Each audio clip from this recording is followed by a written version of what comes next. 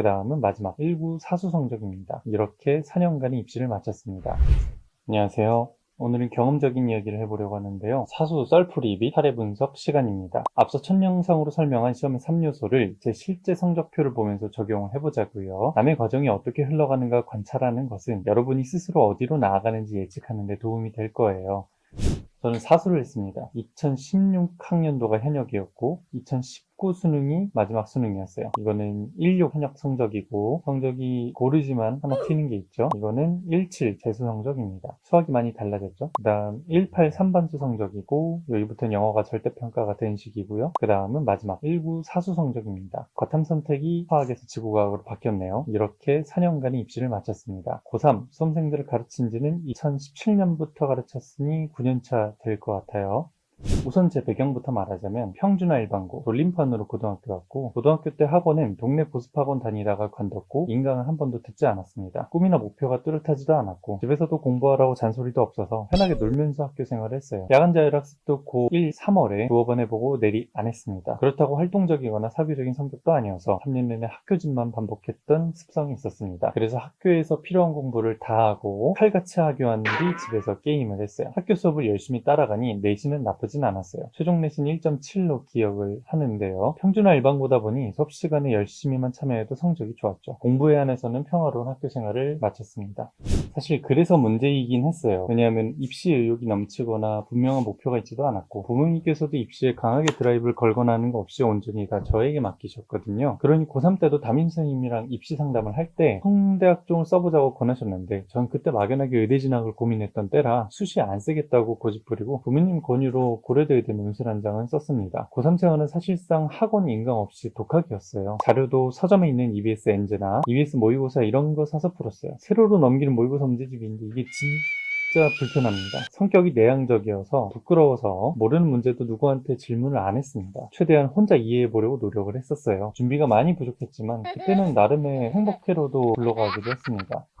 무튼 그래서 수학이 5등급인 건가 싶을 수도 있지만요. 현역 수능에 대해 더 기억을 해보자면 공교롭게도 저는 제 모교에서 시험을 보게 됐습니다. 이게 현역이랑 사수 때가 그랬는데 처음에는 좋을 것 같다고 생각을 막연히 했었는데 중간중간에 고위 담임 선생님이나 교과목 선생님들께서 감독관으로 오시는 게 썩 좋은 기억으로 남지는 않더라고요. 학교 생활 동안 열심히 따르고 정말 감사한 분들이 많은데 시험을 망쳤으니까 선생님들 뵐 면목이 없어서 눈을 마주치지도 못했어요. 저는 국어 과목을 가장 좋아했고 잘했는데요. 정확히 7번 장문 문항에서 답이 안 보이는 걸 처음 경험합니다. 당황을 크게 했어요. 어린 마음에 여기서부터 겁을 콱 먹어버렸는데 그리고 바로 돌림임, 변론술, 투펀치 맞고 너가웃이 되어버립니다. 30번까지가 화작문 독서였고 이때쯤 시계를 체크해보니 9시 45분이더라고요. 그래서 제가 손을 들었죠. 아, 감독관 선생님 제 시계가 고장난 것 같은데 한번 확인 좀. 그러더니 감독관 선생님은 제 손목 시계와 벽걸이 시계를 번갈아 보시더니 같다 라고 말씀을 하셨죠. 그 상황에서 저는 패닉에 빠졌습니다. 남은 15문제를 15분 동안 풀어야 되는 상황이었어요. 아, 망했구나. 처음 겪어보는 국어의 당혹스러움 그리고 시험의 압박감, 감정이 북받치는 것을 억지로 틀어막으려 해도 이미 뚝에 금이 간 상태인 거죠. 그래서 터져버리기 직전이었습니다. 허겁지겁 마킹을 끝내고 쉬는 시간은 완전히 넉다운이 됐는데 수학에서 만회하면 되긴 하잖아요. 그래서 억지로 정신을 붙잡고 들어갔는데 이게 또 쉽지가 않았습니다. 수학에서 합답형 문항이 행렬로 고정 출제되는 때가 있었어요. 행렬이 딱 저 때까지 마지막으로 퇴장을 했었는데 요즘으로 따지면 10번에서 12번 정도 사이 항상 등장하는 문항에서 막히니까 그때 겨우 막아놓은 둑이 터져버린 거죠. 첫 수능은 확실히 망칠 것 같다라는 내적 확신과 감정이 터져 쏟아지면서 저는 중간에 쥐지를 쳤습니다. 주관식 문제 마킹을 아예 포기했어요. 그리고 점심시간 친구랑 밥 먹으면서 아무 말도 못하고 울기만 했습니다. 부모님이 싸주신 도시락을 먹으면서 너무 죄스럽고 비참하더라고요. 그리고 그 이후 영어 시간부터는 기억이 아예 없습니다. 아무래도 트라우마틱한 경험이다 보니 기억이 없어졌을 수도 있겠죠. 컨텐츠 준비를 하면서 떠올려 봐도 무슨 일이 일어나는지 기억이 아예 안 나더라고요. 정리를 해볼까요? 제가 유리했던 점들은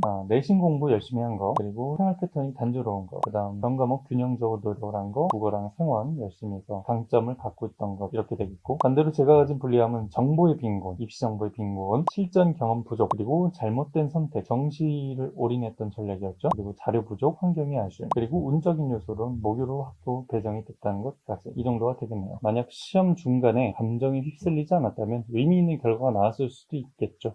재수 생활은 내신과 고평 점수 때문에 전액 장학을 받고 30분 통학거리의 재수종합반으로 갔습니다. 오히려 저는 공부를 마음껏 할 수 있는 환경이 정말 좋았어요. 1년 동안 학원 커리큘럼을 성실하게 따랐고 인강은 또 듣지 않았습니다. 학원 정규 과정은 EBS 교재를 위주로 진도를 나갔고 선생님 개인 커리큘럼은 특강으로 따로 신청해서 듣는 방식이었어요. 콘텐츠는 가을쯤에 이간 모의고사가 대치동 비밀의 자료로 공수되던 시기라 친하게 지낸 형님이 가져다 준 것을 풀었어요. 그리고 이때 여러 사설 모의고사들도 사서 풀었어요. 무난하고 평화로운 재수생활을 보냈습니다. 공부에 한해서 큰 우여곡절은 없었던 것 같아요. 다만 이 1년으로는 극상위권으로 나아가기는 쉽지 않았던 것 같아요. 국어 점수가 98점, 문학에서 2점 안에 틀렸고 수학이 92점, 영어가 92점, 화생 둘 다 43점이었습니다. 사실 점수를 알고 나선 실망감이 좀 컸어요. 누가 봐도 의대는 안 될 것 같았거든요. 조금만 더 잘했으면 어땠을까나 아쉬운 반, 그리고 부모님께서 좋아하셨어요. 왜냐면 스카이 점수 된다고 좋아하시는 그 기쁜 반. 그래서 들어가서 다른 길을 찾든 뭘 하든 일단은 넓은 세상을 경험해보자 라고 마음이 굳었어요. 큰 어려움 없이 스카이 대학교에 합격을 했습니다. 제 점수가 메디컬을 쓰기엔 한참 모자라고 서울대를 못 쓰는 탐구조합이었기 때문에 동시 원서 접수해서 이득을 보긴 좀 어려웠어요. 이번에도 유불리를 정리해보면 유리한 점은 안정된 재수 환경, 후반부에 좋은 컨텐츠를 활용했다. 초기 이감이죠. 정서적 지지 환경이 좋았다. 그때 반 친구들이 서로 돕는 분위기였고 가족과 친구들도 도움을 많이 줬었어요.